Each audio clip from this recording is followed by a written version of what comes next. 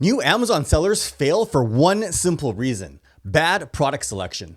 They waste time, money, and energy chasing the wrong products using bad and overcomplicated methods. So in this video, I'm going to show you the fastest, most beginner-friendly way to find profitable products. And I'll even show you how I found this product in under 10 minutes. A product that meets all of the criteria that I'm going to show you in this video. And the best part, it has a massive profit margin. It sells for over $30 on Amazon, and I can source it for just a few dollars. So how do you find a product like this? Well, I can tell you how you won't find it. And that's what I see so many beginners doing. And that's using intuition, gut instinct, or a friend's recommendation. Don't do that. What you need to have is a reliable source of data. So I'm going to show you my simple 3-step product research process, starting with the first step: product discovery. In this step, I'll show you how you can generate an endless list of viable product ideas that you can look at and analyze. Trust me, you're not going to be able to sit down and dream up enough ideas on your own. You need to have a proper strategy. And once you have a list of product ideas, you can move on to step 2, which is data analysis. And I'll show you how to do that in the next part of the video. All right, so first things first, to help us with product discovery, we're going to use the Helium 10 black box tool. If you don't already have a Helium 10 account, I'll leave a link to a free trial as well as a coupon for a huge discount if you decide to upgrade, and I'll leave a link to it down in the description below. So log into Helium 10 and click on the tools option here, and then black box. Now, there's several ways you can use black box, but I'm going to focus on the products option here. Most people refer to this as the product database. In fact, using the product database is how I found my very first product when I started selling on Amazon. It's called the products or products database because Helium 10 has gone through and analyzed the millions of products on Amazon's marketplace. And by using these filters here, which I'm going to show you how to use in a second, we're going to be able to get an endless list of viable product ideas. Now, make sure you select the advanced option here. You can try the simple option if you want, but I suggest using the advanced mode as it gives you much more filtering options. All right, so to get started, select the marketplace that you want to research. In this case, I'm selling in the US, so I'm going to choose the US marketplace. Now, the rest of the filters here, it may seem overwhelming, but I'm only going to focus on a few of them, the ones that I find the most useful and give the best results. All right, in the first one here, pick the categories that you want to sell products in. You can select all of them. However, I personally only choose specific categories like the ones that you see here. And the reason is because categories like clothing or shoes and jewelry have way too many variations with all of the different sizes and colors. And people always change their minds after buying them, so you'll get a lot of returns. And that's not something that I want to deal with, as it will get quite expensive. Cell phone accessories and electronics break all the time and can be hard to use. And it's also difficult to improve or differentiate because of the manufacturing process. It's usually pretty complicated and expensive. I also avoid anything that you eat, ingest, put in or on your body like lotions and creams because I don't want that liability if someone gets injured or hurt. And I avoid the toys and games category because they have way too many restrictions. It's way too competitive, and the life cycle of these products is often very short, sometimes less than a year. Now take note that I have all of these categories selected right now, categories that I'm interested in. But I'm going to show you a pro tip in a minute on why you shouldn't use black box this way. So I'm purposely selecting them all right now so that I can show you why in a minute. Now, one of the biggest factors that can lead to failure is not accurately determining the supply and demand of a product. That's sales 101, right? You can't sell a product if there's no one to sell it to. And conversely, it's extremely difficult to get sales if there's a ton of people selling the same thing. So with black box, there's 2 ways that you can manage this problem. The first is with the review count. This is how many reviews a product has, and the number of reviews is tied to sales. The more reviews a product has, the more sales they have. And we can use this metric to gauge how competitive a product or niche is. And you want to stay away from highly competitive niches. I suggest keeping it under 300 reviews. And anything much more than that, it's just way too competitive. Now, I get a lot of people asking me why you want to stay away from competitive niches. The short answer is it can be cost prohibitive. In basic terms, how Amazon works is they rank all the listings in the search results based on the daily sales velocity. That means the best sellers are going to show up on the first page. And guess what? Over 70% of sales takes place on the first page. So for any seller, The goal is to get your product listed on the first page. And when you're launching a new product, your listing doesn't have any sales. It doesn't have any sales history. So it's not going to show up on the first page or anywhere that a shopper is going to see it. So the only way for your product to get seen is by using Amazon's PPC advertising system. This is Amazon's pay-per-click advertising system where sellers can bid on keyword phrases, and the highest bidder gets the best ad spot in the search results. These are the listings that say sponsored next to them. Like you can see here, right at the top of the first page, these are the highest bidders. And in competitive niches, the best keywords can cost as much as $2, $3, $4 or more per click. So for your listing to appear on the first page, you need to match or beat the daily sales velocity of the top sellers. And typically, in competitive niches, these top sellers are moving dozens or even hundreds of units every single day. So the question is, can you afford to pay the $2, $3, or $4 or more per click to match that kind of daily sales velocity in order to get your listing organically ranked on the first page, especially when not every click will turn into a sale? I hope that makes sense. Okay, so set the max review count to 300, and I'll show you the second way to mitigate competition in a minute. The review rating is the feedback score the listing has or how many stars it has. I typically leave this filter alone to start, but this filter can be extremely useful to help you find products that need improvement, meaning people are buying this product despite the fact that it has poor reviews. For example, you can set an upper limit to 3.5 or 4 stars, and then do some further research to determine how you can actually improve the product based on the reviews. And I'll show you how you can do that later on in the video. Now, in the shipping size, I suggest sticking with only standard size products. This keeps your shipping and Amazon fees low. Oversized products can be a logistical nightmare with high storage and shipping and Amazon fees, to the point where it may not even be cost effective to do FBA. And for the same reason, I suggest keeping the weight 2 pounds or less. You can see here on the fulfillment fee schedule, once you get to around 2 pounds or more, the fees really skyrocket. It's $6 and up for large standard, and even more when you get to the oversized packages. For fulfillment, check them all.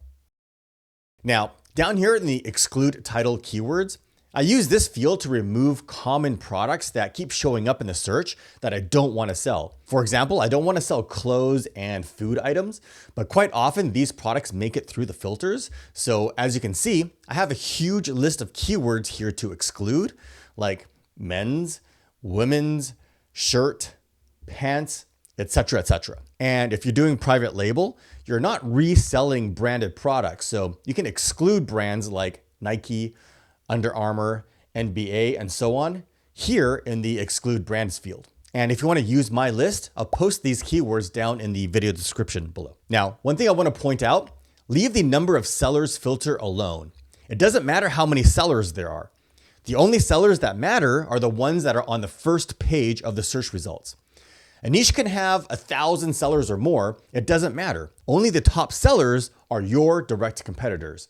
99% of the other sellers aren't selling anything to matter. Okay, now in the sales section here, this is where you can fine tune everything to specific micro niches. The key here is understanding what each one of these filters does so that you can use them effectively and not use the same filter settings that everyone else is using. That way you can find products that other people aren't seeing. In the price filter, this is where you can set the minimum and maximum price of the products to show in the search results. What I suggest is setting a range between $15 and $50. The reason is because anything less than $15, once you subtract your manufacturing costs and the Amazon fees, there won't be any money left for profit. The Amazon fees are going to be at least $6 to $7 or so. So if we use the rule of thirds here, typically 1/3 would go to manufacturing, 1/3 to fees, and the last third is your profit. So at $15, you can expect 1/3 of that will be your profit, which is $5. Anything less than that just wouldn't be worth your time and would be way too risky. Now, for the upper end, I don't suggest anything higher than $50 to start.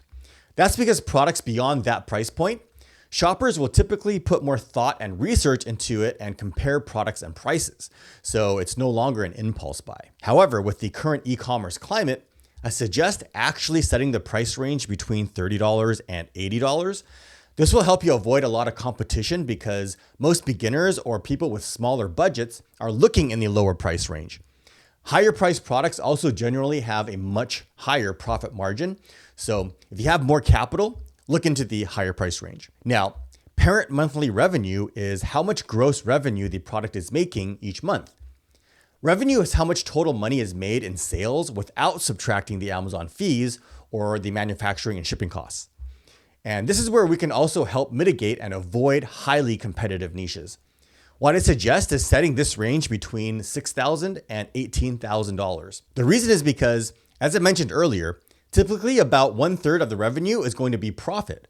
So if a product is generating $6,000 a month in sales, a rough estimate of the monthly profit is going to be around $2,000, a great starting target. You can always adjust this to suit your own needs, but what I don't suggest doing is setting the upper limit to something astronomical in an attempt to find a golden nugget.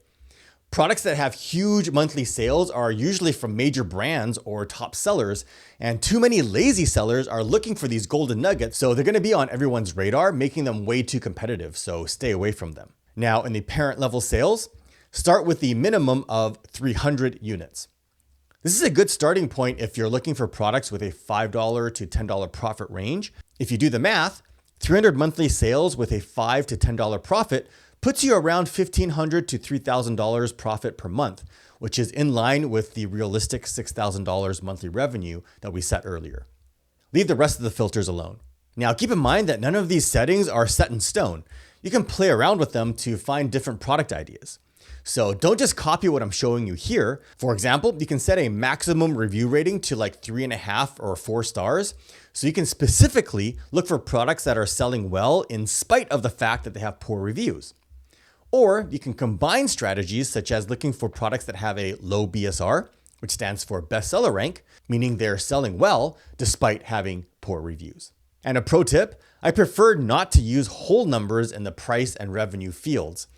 Most people will put $30 or $50 and just go with it, but I like to think outside of the box, and instead I'll use a number like $29.68 or $50.42 or whatever. It doesn't really matter, just so that I can find those outliers that are right on the border of those price points. Sometimes I'll even search right at the breakpoints, since sellers like to set their prices there just to see what I can find. For example, I'll look right at the $20 breakpoint and set the range between $19.52 and $20.13. Again, the decimal doesn't really matter. Just choose something random. And I'll check again at $30 and $40 breakpoints and so on. Thinking outside of the box is what separates the winners from the losers. Again, there's no right or wrong way of doing this first step of product discovery, so play around with the filter settings, learn what they do, and see what you can come up with. Now, another pro tip. You can save these settings so that you can pull it up again in the future, or save several different ones by clicking on Save as Filter Preset here. You can also use Helium 10's preset filters by choosing one of them up here. Once you have the filter set, click Search.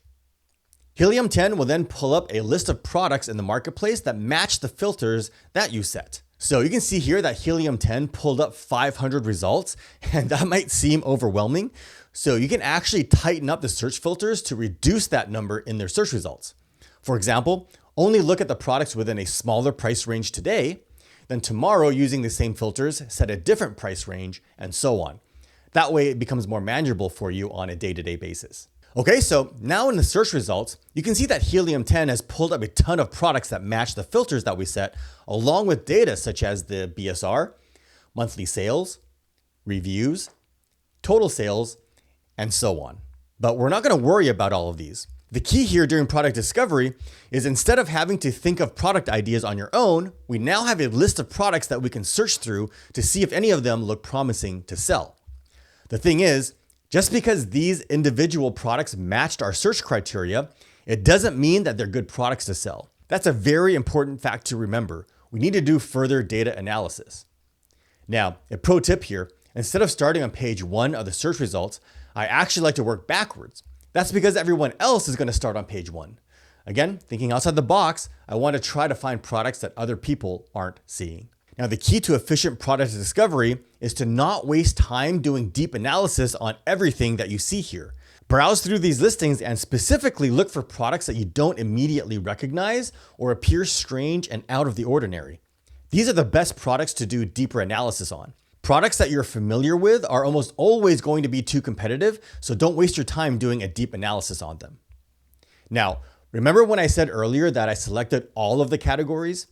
Well, if you take a look here, you can see that Blackbox pulled up 500 results. Well, there's over 12 million products on the Amazon Marketplace, so how can that possibly be a complete list of products that fit the filters that we set? The thing is, depending on which Helium 10 subscription plan you have, there's a hard limit. In this case, a hard limit of 500 results. So there must be a countless number of products that are missing in the search results. So how can we get around that?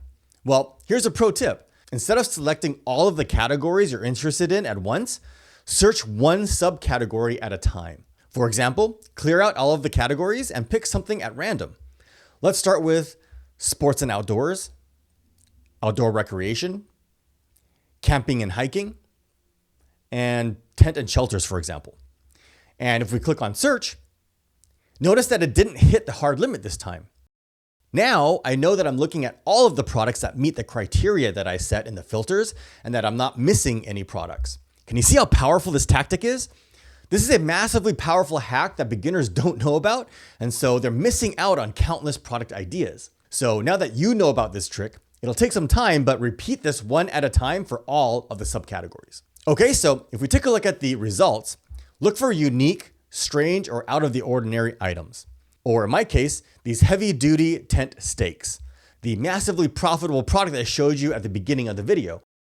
So as you can see, this is the exact strategy that I used to find it. So this is how to do product discovery. Once you've identified some interesting products, the next step is data analysis. So let me show you how to analyze these tent stakes. Now remember, just because you find an interesting product here, it doesn't mean it's a good product to sell. You need to analyze the entire niche. By analyzing the entire niche, we can determine if there's enough demand, has low competition, and if it meets a number of other factors. So in order to do that, we need to do a search on Amazon for the main keywords for this product. In this case, I think it's obvious that the main keyword is tent stakes. If you're not sure or you want to verify what the keyword is, you can always head over to Amazon, make sure to choose all departments, and do a search for what you think it is, and take a look at the other listing titles to see what the sellers are actually calling it. Now, you can also verify this by browsing through the search results to make sure that the majority of the listings are indeed the same product that you're interested in selling. If you see a ton of unrelated products, then you've probably used the wrong keyword. In this case, these are all the same products, so I'm on the right track. I want to point out that it's extremely important that you choose the correct keyword phrase when you're analyzing niches, because if you use the wrong keyword phrase, you'll end up analyzing the wrong data. In this case, everything looks right, so we're going to start the data analysis by using another tool called X-Ray. X-Ray is a Helium 10 Chrome extension, so make sure you have that installed first. Then click on the Helium 10 icon here and click on X-Ray. Now, as you can see, X-Ray has pulled up all of the details for these top listings in the search results. Isn't that awesome? This is data that you won't be able to get by any other means. Amazon themselves simply doesn't provide this data to the public. We can see each listing's monthly sales, sales history, revenue, how much the fees are, and so on. And while we're here, because of how important it is that you're using the correct keyword phrase, you can verify this by checkmarking a few of the top sellers here. For example, these 3 listings here that have a ton of sales, and click on Run Cerebro. This will open up another powerful tool from Helium 10, and Cerebro will show you all of the keyword phrases that these listings are ranking for. Sort the list by search volume and take a look at the list. We can see that these ones here are not related to the tent stakes, but if we keep scrolling down, we can see tent stakes here, and it's the first keyword on this list that's related to the product with the highest search volume. So this is the correct keyword phrase.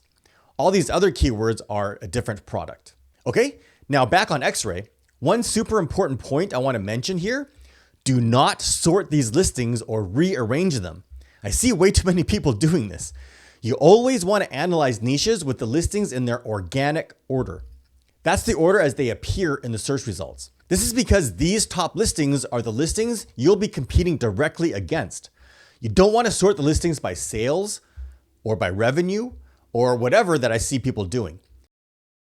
You also want to ignore all the sponsored listings. These are the listings that have the SP icon next to them. These are listings placed on the page based on Amazon's PPC advertising system. They're not organically ranked here. You can actually hide these listings so they don't show up at all by going to the settings here and checkmark hide sponsored products. Now, by analyzing the data such as the price, sales volume, revenue, and reviews, you can determine if this entire niche meets the criteria that you set in the filters and hit your target profit and sales goals. Now, the first thing that caught my eye is the price point of these products. You can see that the majority of them are way too low. Most are under $10. There's no way I can make any money selling these. So I was about to give up on this product idea, but this listing here caught my eye, and I noticed that these 10 stakes were different. These are screw-in 10 stakes. They're not these smooth shafted ones like in the search results. So I did a search for screw-in 10 stakes instead, and pulling up X-ray again, the price point is much better, close to $30, and the top listings are selling over $20,000 a month. Much better, right? Okay, so now the first thing I like to do is check to see if the niche is too competitive. And we can gauge that by looking at the number of reviews. Scan down the top 15 to 20 listings and see if the majority of the listings have less than 300 or so reviews. That means out of the top listings, you want to see if most of the listings have less than 300 reviews. Actually count them. Never rely on the summary here at the top. Again, too many people rely on this summary. These are averages up here, and averages don't tell you the whole story. For example, if a few listings have a ton of reviews or very few reviews, it'll throw off the entire average. For example, if only one listing was selling $100,000 each month, but all the other listings have barely sold any, then the average revenue of the top 10 sellers would show $10,000 a month, when in reality, only one seller is actually making any decent sales. So only use these averages as a reference. Never base any decisions on it. Now, we can see that most of the listings here have less than 300 reviews, so this niche has pretty low competition, which is great. So let's keep analyzing. Now, if it didn't, and all the listings had way over 300 reviews, I wouldn't waste any more time on this niche. I just forget it and move on to the next product idea. The key during data analysis is to try to disqualify a product as quickly as possible so that you can move on to the next one. That way you can maximize the number of product ideas that you're analyzing and the time that you're spending. So now let's check to see if it meets your sales and profit goals. Do most of the listings have 300 or more sales per month? Again, count them. Don't use the averages at the top. Do most of the listings generate $3,000 per month or more in revenue? In this case, yes. Now, another extremely convenient tool that Helium 10 has is a built-in profit calculator. It's important that you take a look at what the potential profit margin is because the sales and revenue that you see here is just a small picture. For example, you can choose a couple of the top sellers and get a rough estimate of their profits by opening up their listing, then click on the Chrome extension and choose Profitability Calculator. What's great about this tool is that by doing it this way, you can see that it pulls up all of the product details for you as far as the size and weight and other relevant information. It's important that you have actual product details when you're figuring out the profit margin because these factor into the FBA fees. Now, you can see the sale price here. You can adjust it if you want. The estimated manufacturing and shipping costs, the FBA and referral fees, as well as the storage fee. And down here, it shows you what the net profit is. How great is that? Of course, you can adjust all of these parameters. For example, if you head on over to Alibaba and you get a rough estimate of what the costs are, you can adjust the price here and you'll get a pretty good estimate of what your profit will be. Now, if you don't have Helium 10, you can also use the free Amazon FBA calculator. Just do a search on Google for FBA calculator and it'll be the first link, or I'll post a link to it down in the description below. And while we're on the listing page, Helium 10 also has a convenient summary here at the top. For example, you can see the listing quality and how you can possibly improve it, as well as the top keywords this listing is ranking for. And if you scroll down, you can find a historical graph of the price and BSR, which can give you a good idea of how well this product has been performing over time. You can also get an estimate of their inventory levels and other tools here, including the calculator that we just went over. Okay, now moving on with the data analysis, An important metric that sellers don't consider is the listing age. This is how long the listing has been available for sale on Amazon.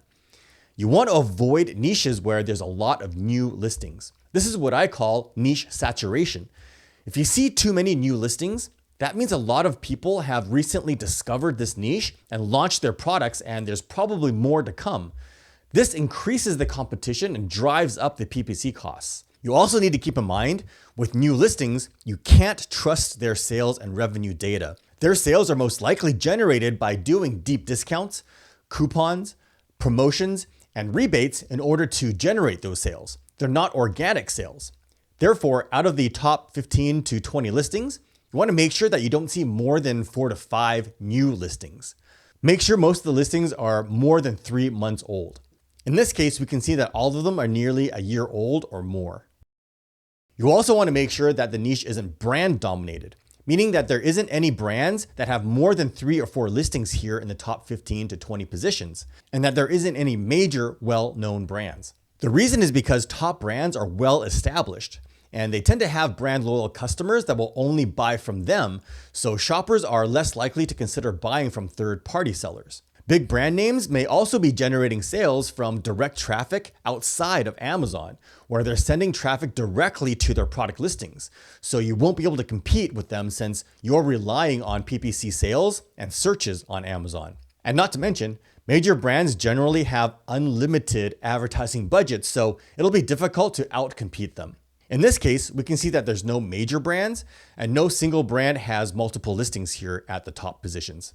Another factor you need to consider is seasonality, meaning products that only sell well during a short period of time of the year, like Christmas decorations or Halloween costumes. You want to sell products that sell well all year round. An easy way to check is to click on the sales graph on one of the top sellers that's been selling for more than a year. Select all time and make sure the sales is pretty consistent throughout the year. It'll be pretty obvious if the product is seasonal.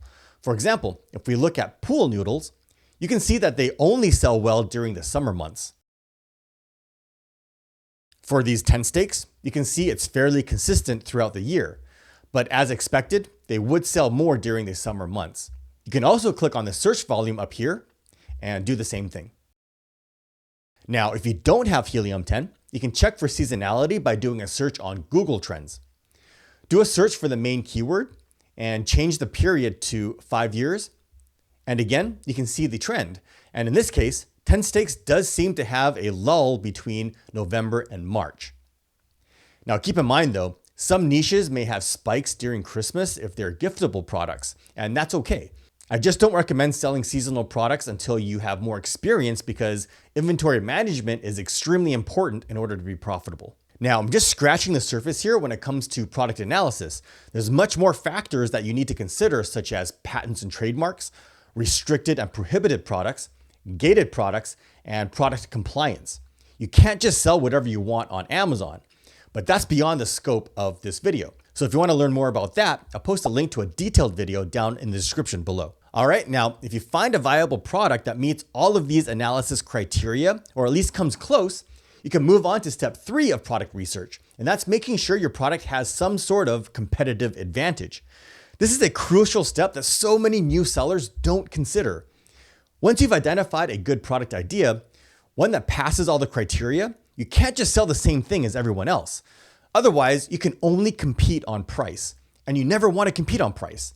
Otherwise, everyone selling the same thing will end up in a price war where everyone just keeps lowering the price in order to capture sales, that the price gets driven so low that there's no money left for profit. Now, there's tons of different ways you can differentiate your product, such as improving the product, fixing a problem, adding a feature, or bundling it with a bonus item. For example, if you click on some of the top sellers, you can see what shoppers have frequently bought together here. You can use these ideas to create a bundle and add value to your product idea. Or you can do some research and see what other items people use or need when they're using the product. Now, one of my favorite ways to come up with ideas is to analyze the reviews. It's the best way to get real world feedback from actual shoppers and find excellent ideas to improve the product. What you can do is take a look at some of the top sellers' listings and use another tool from Helium 10 called Review Insights. Then click on the keywords option here This is going to show you all the top keyword phrases in the reviews. You can scan down this list to identify any problems or suggestions left by actual shoppers. For example, look at the low ratings here. You can see what shoppers are complaining about. These are things that you can fix, and you can actually use the rating filter here to only look at the poor reviews. For example, I can see that a common issue is that these are pulling out of the ground. So you can improve the product by fixing this issue. And similarly, look at the top ratings. Identify features that shoppers are raving about and make sure your product includes these features. You can see here that shoppers are saying that it works well, they're easy to install, and so on. Remember, people tend to complain about the same thing or rave about the same thing, so do your research to identify what these key features are. And a pro tip, if you click on the variations option here, you can see the reviews grouped by variation.